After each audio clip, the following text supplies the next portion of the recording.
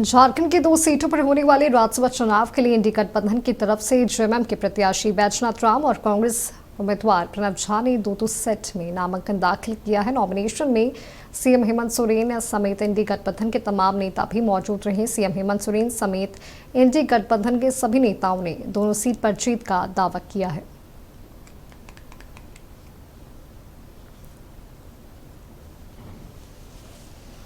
बोलने पर कम, काम करने पर ज्यादा विश्वास। संभवतः प्रयास है। इंडिया गठबंधन के झारखंड मुक्ति मोर्चा के प्रत्याशी बैजनाथ राम हमारे साथ हैं। बैजनाथ राम, उन्होंने अभी नॉमिनेशन किया है, क्या उम्मीदें हैं आपको बैजनाथ? हमने कहा 200% हम लोग जीत रहे हैं। गठबंधन के पास पर्याप्त संख्या बल है और इसको कोई चुनौती देने की स्थिति में नहीं है। जो यहाँ मुख्य विपक्षी पार्टी है उसके पास इतना हिम्मत नहीं है कि वो अपना अधिकृत प्रत्याशी उतार सके। बिल्कुल, जिस तरह से परिमल नाथवानी को उतारा है तो क्या लग रहा है कि कुछ हो सकता है उतार चढ़ाव? अगर उनके पास मनोबल था तो अधिकृत प्रत्याशी के रूप में उतारे होते। ये हिम्मत बीजेपी ने नहीं किया, उनके पास हिम्मत नहीं है। क्योंकि एक तो भ्रष्टाचार की बात करते हैं, लेकिन भ्रष्टाचार की शुरुआत के लिए उनके ही कुछ सदस्य आज उनके पीछे घूम रहे हैं। कई बार हॉर्स ट्रेडिंग का मामला है झारखंड में, क्या लगता है इस बार? अरे भैया, विधायक इंसान होता है, घोड़ा थोड़ी है। कल्पना करना बेकार है, और खासकर गठबंधन में। भाजपा के पास तो आंकड़े नहीं है, उन लोगों ने उतारा है, मतलब समर्थन दिया है। इसीलिए तो उनकी हिम्मत नहीं हुई कि अधिकृत प्रत्याशी उतारे। अब किसी के पिछलगू बन के जा रहे हैं तो अलग बात है। कहीं न कहीं बैजनाथ राम ने साफ तौर पे कहा है कि आंकड़े नहीं है और हर हाल में इंडिया गठबंधन के दोनों प्रत्याशी जीत हासिल करेंगे। वीडियो जर्नलिस्ट नितिन के साथ कमल कुमार, नक्षत्र न्यूज, कराची। प्रणव झा को इंडिया गठबंधन की ओर से कांग्रेस का उम्मीदवार बनाया गया है। उन्होंने नॉमिनेशन किया है। पहली प्रतिक्रिया उनसे लेंगे, चूंकि उन्होंने कहा था नॉमिनेशन के बाद ही कुछ कहेंगे। क्या कहेंगे? बहुत बहुत धन्यवाद धैर्य बनाए रखने के लिए।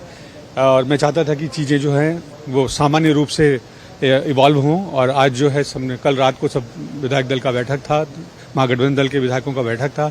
सभी शीर्ष नेतृत्व यहाँ थे, मुख्यमंत्री जी थे, पूर्व मुख्यमंत्री छत्तीसगढ़ से भूपेश बघेल जी वो भी थे, सभी बड़े नेता थे। और सब में वहाँ जाके घोषणा हुई कि हम एकत्रित जो है वो उम्मीदवारी करेंगे। आज हमने नामांकन दाखिल किया, मिल करके हम सभी आए, सभी एकत्रित गए, सारे विधायक, सारे मंत्री, सारे नेता मौजूद थे।